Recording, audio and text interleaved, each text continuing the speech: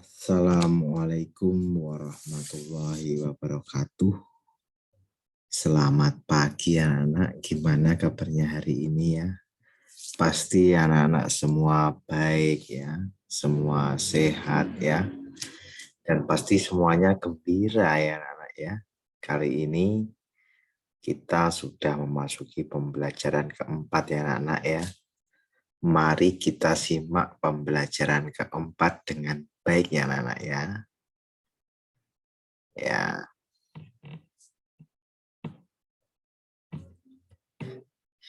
di pembelajaran 4 ini, di situ ada gambar ya. Itu pasti pakainya seorang dokter. Ada stetoskop ya, yang berada di apa itu biasanya di lehernya dokter ya untuk memeriksa ya siapa sikap apalagi yang harus dimiliki oleh seorang dokter ya. Seorang yang bekerja harus memiliki sikap melayani, disiplin, rendah hati, dan bekerja sepenuh hati. Kita bisa mempelajari nilai-nilai tersebut dari seorang dokter yang bekerja untuk masyarakat. Ya. Ayo membaca. Bacalah teks berikut dalam hati. Hebatnya dokter kami. Ia adalah dokter Rana, seorang dokter muda yang sederhana dan terampil. Ayahnya mantan kepala desa kami yang telah meninggal dunia. Dokter Rana baru kembali ke desa kami 2 tahun lalu. Setelah 10 tahun lebih merantau ke kota. Ia memperoleh beasiswa di Fakultas Kedokteran dan setelah lulus ia praktik di Rumah Sakit Umum Kabupaten setelah lulus. Semenjak ia pulang dan praktik di Balai Kesehatan Desa, aku sering mendengar perbincangan warga yang heran atas keputusan Dokter Rana untuk kembali ke desa. Bukankah penghasilan sebagai dokter di kota jauh lebih besar? Ya, pada ayahku, Dokter Rana bercerita bahwa cita-citanya menjadi dokter dulu muncul karena melihat kesadaran hidup sehat masyarakat desa yang sangat rendah. Sungai dipakai untuk mandi, mencuci, kakus, lalu airnya dikonsumsi. Hasil bumi dan peternakan tidak dimanfaatkan untuk membentuk pola makan sehat. Warga lebih suka menjualnya ke kota dan uangnya dipakai untuk membeli makanan instan. Selama praktik di kota, Dokter Rana terbayang terus kondisi desanya. Ia merasa bahwa seharusnya ilmu yang dimilikinya sebagai seorang dokter bisa bermanfaat untuk kampung halamannya sendiri. Jadi Pak Andri, saya ini pulang untuk memenuhi niat saya ketika menerima beasiswa, yaitu menyejahterakan warga desa tempat saya lahir dan dibesarkan. Ujar Dokter Rana pada ayahku. Sejak pulang, Dokter Rana memang aktif membina para remaja dan keluarga muda yang memberikan penyuluhan tentang tentang pentingnya mencuci tangan, memasak air, pola makan sehat, dan imunisasi bagi generasi muda adalah perantara terbaik untuk menyampaikan misi meningkatkan kesejahteraan hidup sehat masyarakat desa. Sebagai anak kepala desa, Dokter Rana sering mendengar cerita almarhum ayahnya bahwa banyak warga takut berobat karena tidak mampu membayarnya. Tak ingin hal itu terjadi, maka diumumkannya bahwa warga dapat membayar jasanya dengan sampah. Ya, sampah kering jenis apa yang bisa didaur ulang. Botol plastik, botol kaca, koran bekas, bahkan kemasan bekas diterima oleh Dokter Rana. Cara ini membuat warga aktif dan bijak mengelola sampah. Sungguh kreatif dan cerdas cara para Pak dokter mendidik warga. Seperti mendiang ayahnya, Dr. Ana menjadi sosok yang dicintai warga desa. Ia menjadi teladan melalui dedikasi, tanggung jawab, dan kerendah hatiannya dalam menolong warga. Apabila aku besar nanti, aku ingin seperti Dr. Ana. Akan ku kejar cita-citaku menjadi guru dan aku akan kembali untuk membangun kampung halamanku. Ya, berdasarkan teks di atas, jawablah pertanyaan berikut ini ya tugasnya. Apa yang dilakukan Dr. Rana untuk warga desa? Jangan lupa ditulis soalnya ya. Kedua, mengapa Dr. Rana melakukan itu?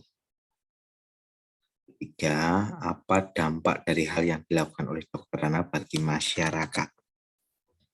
Keempat, bagaimana perasaan masyarakat terhadap Dr. Rana? Tuliskan pada tabel berikut ya.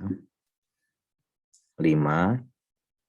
Hal-hal baik yang bisa aku contoh dari Dr. Rana. Apa itu ya? Dari Dr. Rana, kita belajar bahwa ketika kita bekerja haruslah bermanfaat bagi orang lain. Menjadi seorang dokter juga harus rendah hati dan menghargai orang lain ya. Setelah itu, bawahnya yang ayo berdiskusi. Masih ingatkah kamu dengan cerita Dayu yang diejek oleh Dadu? Apa yang dapat kamu lakukan supaya hal itu tidak terjadi? Ya, buatlah kesepakatan kelas dengan teman-teman supaya antar teman tidak saling menyakiti. Ya, bisa membuat seperti contoh kesepakatan kelas itu. Atasnya tulis kesepakatan kelas 4B atau 4A ya. Seperti gambar ya. Tuh.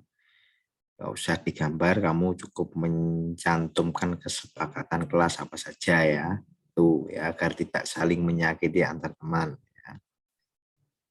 Kemudian ketika kesepakatan kelas itu dilakukan, maka setiap warga kelas akan merasa nyaman. Mereka merasa dihargai ketika kamu menghargai semua orang. Maka kamu sudah mengaplikasikannya sila kedua Pancasila. Tidak hanya Dr. Rana yang punya sikap baik, Paman Udin juga punya sikap yang perlu kita contoh. Ya. Ayo berlatih. Ini. Paman Udin adalah petani yang rajin. Ketekunannya membuat hasil panen melimpah.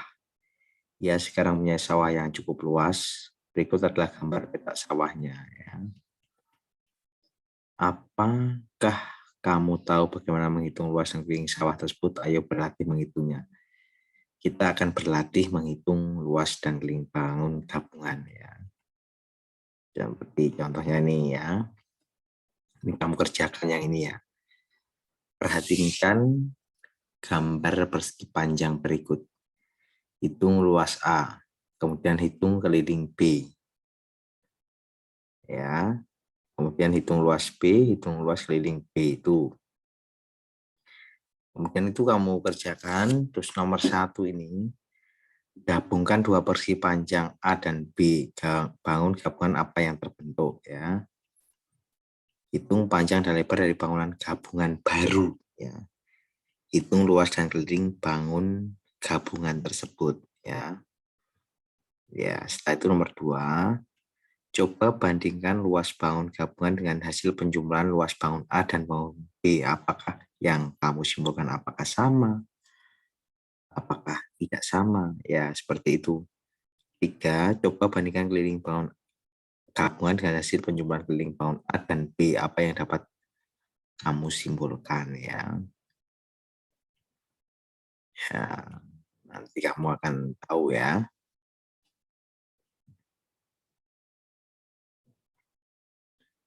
Kemudian kita masuk di halaman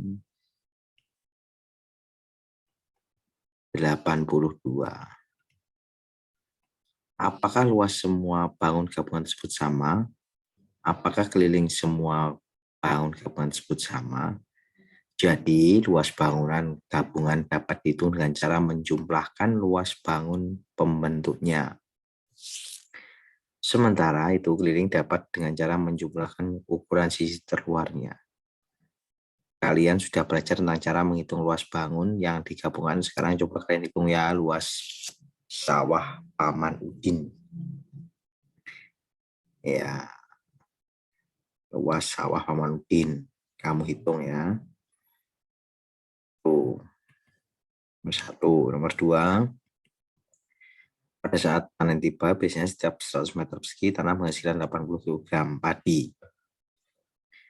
Berapa berat padi yang dapatkan pada waktu panen? Ya, kamu hitung, kamu kalikan ya, kemudian atau dibagi ya.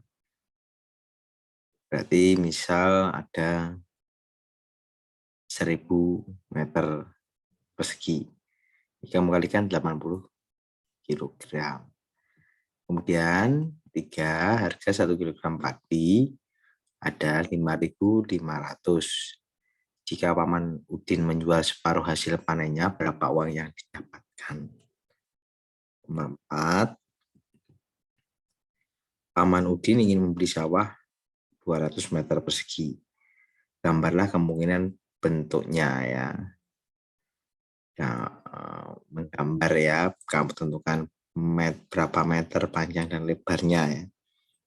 Itu ya. Kemudian setelah itu kamu mengerjakan ya. Kerjaannya jangan terlalu tergesa-gesa, ya dikerjakan dengan baik ya anak-anak ya. Agar semuanya berjalan dengan baik ya, nggak usah tergesa ya. Ya, sekian penjelasan Pak Ibnu. Akhirul kalam. Wassalamualaikum warahmatullahi wabarakatuh.